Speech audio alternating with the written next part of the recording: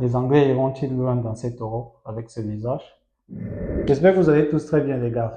Bienvenue à tous pour ce nouveau rendez-vous. On se retrouve pour une petite vidéo afin d'échanger par rapport à la rencontre qui vient de s'achever, opposant l'Angleterre au Danemark. Match nul, un but partout. Dans un match où les Anglais ont été grandement poussés et sincèrement parlant, c'est décevant de voir en fait ce que les Anglais nous montrent. Malheureusement, ça fait 2 matchs de suite. Deuxième match que les Anglais nous montrent un visage pas convaincant, c'est ça le mot. Un visage pas convaincant, sachant que les Anglais sont parmi les principaux favoris de cette compétition. Et moi, je les classé même parmi les 3 premiers favoris, en tout cas, pour remporter le titre en question. Malheureusement, les gars ne confirment pas. Ils ne confirment pas. Est-ce qu'ils iront loin avec cette mentalité, avec ce visage? Je ne sais pas. Est-ce que les gars sont en train de gérer les rencontres également? Je ne sais pas. Mais toujours est-il que le match d'aujourd'hui, même, on a vu un coaching qui n'est pas trop ça, en fait. C'est vrai, à un moment donné, on y reviendra. Le coach, il a remplacé sa ligne offensive carrément. Harry Kane, Saka et puis Foden. Il les a sortis carrément. Il fallait oser, mine de rien. Mais bon, de toutes les façons, la rencontre en question, on va dire, selon moi, le Danemark méritait de gagner. Ils ont été dangereux, en deuxième période surtout. Malheureusement, peut-être l'expérience a manqué pour que les gars puissent marquer ce but-là. On a vu vers la fin de la rencontre, il y avait une contre-attaque où le joueur danois il récupère une balle que le défenseur anglais perd en essayant de faire un crochet en étant dernier défenseur. Le gars, ça va tout droit vers les goals. Il fait un mauvais contrôle pour se mettre bien vers la direction des goals. Il s'excentre et voilà, il permet à ce que le même défenseur qui avait perdu le ballon, puisse revenir sur lui lorsqu'il essaie de faire un centre. Alors qu'il avait 2 coéquipiers qui étaient déjà au niveau de la surface adverse. Malheureusement pour eux, bon, ça fait 2 points pour le Danemark. Techniquement, rien n'est encore joué pour eux. Côté anglais, on va dire quand même avec 4 points, ils ont quand même plus de 50% de chances de passer pour les huitièmes de finale. Sachant qu'ils sont premiers, on va dire, pour le moment, de leur groupe. De toutes les façons, peut-être ils ont géré, je ne sais vraiment pas. Je ne sais vraiment pas ce que Southgate a en tête avec cette équipe. Parce que pour moi, le football ou bien le collectif anglais, ça me renvoie un tout petit peu à l'équipe portugaise. Parce que tu regardes même le 11 type, tu regardes le banc de touche anglais, c'est essentiellement la même chose avec le Portugal. Mais qu'est-ce que les gars font sur le terrain? Qu'est-ce qu'ils font? Le Portugal, encore, on peut comprendre quand même que lors de leur premier match, ils ont dominé jusqu'à ce que l'équipe adverse, les Tchèques, ne se réveillent vers la fin de la rencontre et ils ont commencé à presser pour marquer. Mais qu'est-ce que Southgate nous montre avec son équipe depuis le début? Face à la Serbie, l'Angleterre a mis le 1-0 et ils ont commencé à jouer bloc bas. Laissez venir, ils regardaient. Quand même. Aujourd'hui, on s'attendait que ça allait être un match un peu différent. Les gars allaient prendre le jeu à leur compte face à un adversaire bien plus coriace que celui-là, que la Serbie lors du premier match. Mais non. Mais non. Le match a un but partout. On voit les Anglais qui font bloc bas. Les gars reculent. Ils attendent la Serbie.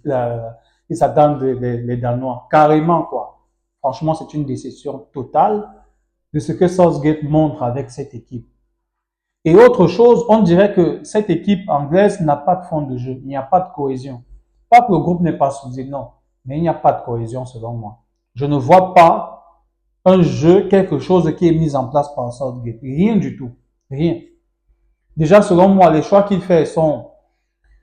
moi, je les conteste à mon niveau, hein, parce qu'au milieu de terrain, certes, on va dire quoi? Alexander Arnold, mine de rien, il a une très belle patte droite.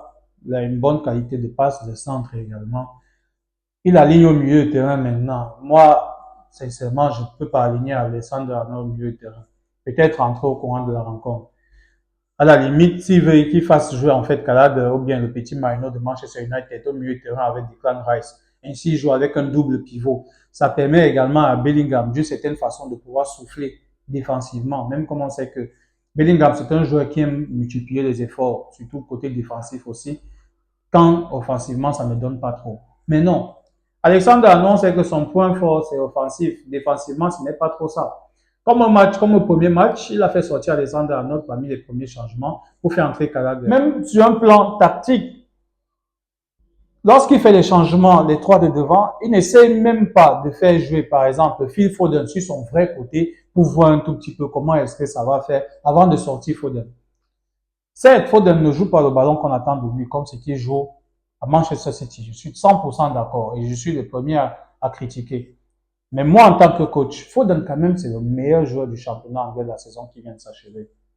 Et c'est pas pour vous, moi, du côté droit, là où Saka joue, pour moi, Foden est 1000 fois meilleur que Saka. Pas que Saka est nul, non, pas du tout.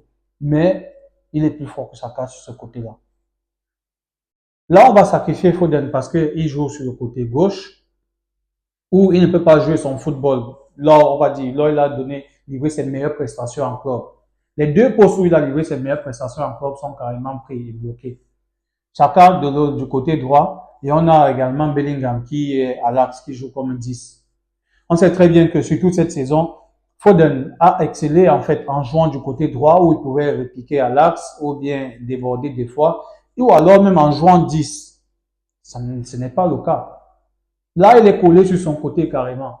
À la limite, fait sortir les autres, essaie de mettre un peu Foden sur son côté préférentiel pour voir ce que ça va donner quand même, avant de le remplacer. Mais non, c'est un peu trop strict en tout cas en ce qui me concerne par rapport à Foden.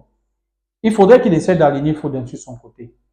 À la limite, il met Foden et puis il fait entrer le petit Watkins également sur le côté gauche. Mine de rien. Autre chose, Cole Palmer, il ne fait pas jouer Cole Palmer aujourd'hui. Cole Palmer méritait de jouer à mon avis parce que, quoi qu'on dise, ce petit il est bon. Il a le talent et il devait entrer. Bon, en attendant de voir ce que les choix en question qu'il a eu à faire vont apporter lors de la troisième rencontre. Est-ce que les trois en question, ça va laver leur tête? Harry Kane a marqué son premier but de la compétition. Bon, ça peut être une bonne chose pour le moral, mais là, ce résultat n'a pas suivi. Du coup, je disais, dans la rencontre en question, sur un point de vue tactique, le coach, on ne sait pas. Son équipe se met à reculer. Il a essayé de faire des choix en faisant entrer la jeunesse sur les côtés. À un certain moment, un petit moment comme ça, on a essayé de voir une petite différence, mais après, ils sont retombés dans le travers, totalement retrouvés dans les travers. Qu'est-ce que ça va donner avec cette équipe anglaise? Lorsqu'ils iront en huitième de finale et ils tomberont sur des équipes encore plus coriaces, est-ce qu'ils auront donc la mentalité, en fait, toute cette détermination pour aller chercher le résultat? Imaginez-vous que l'Angleterre joue face à la Serbie, l'Angleterre joue contre le Danemark. Les Anglais marquent à chaque fois le premier but et les gars reculent. Ils reculent pour subir le jeu. Ils subissent le jeu carrément. Qu'est-ce que Southgate veut faire avec cette équipe? La dernière Coupe du Monde, on a vu une très bonne équipe anglaise. On va dire certains joueurs ne sont plus là, c'est vrai, suite à des méformes ou bien des blessures. Mais on ne va pas se justifier de cela. Ça voudrait dire qu'il est un piètre coach.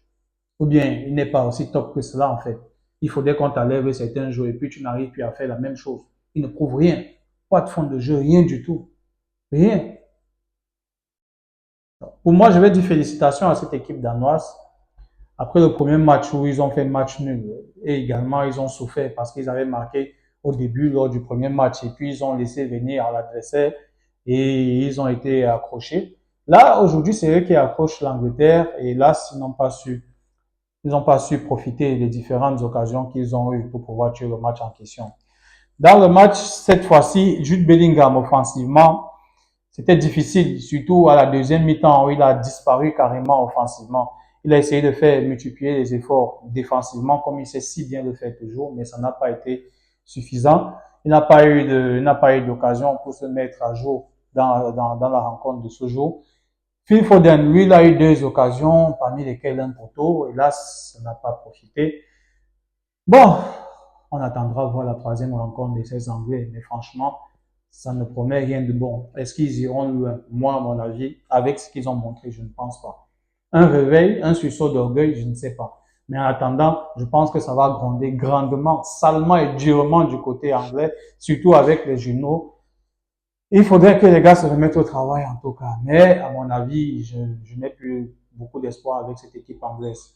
Pas du tout. Bon, côté danois, on espéra que les gars vont profiter de la dernière rencontre pour se qualifier, pour sortir peut-être deuxième ou bien parmi les meilleurs troisièmes. Reste à voir de toutes les façons. De toutes les façons, les amis, n'hésitez pas à me dire ce que vous avez pensé de la rencontre en question, vos tops, vos flops. En ce qui me concerne, gros flop, Bukayo Saka, bon, le coach en premier, le coach. Deuxièmement, le collectif britannique total. Parce que même si le coach fait des mauvais choix, sur le terrain, vous êtes quand même des top joueurs. Vous avez envie. Vous avez envie. On attend en fait des sursauts, un sursaut d'orgueil des gars sur le terrain, mais ça ne suit pas. On ne voit rien de tout cela. Donc, gros flop, le coach et le collectif des joueurs également, la cohésion des joueurs sur le terrain, les top joueurs avec grandement d'expérience, c'est décevant. C'est décevant. Donc, c'est ce que j'avais à dire en attendant la dernière rencontre de la journée qui va opposer l'Espagne à l'Italie. En attendant, les amis, restez connectés et bien de choses à vous.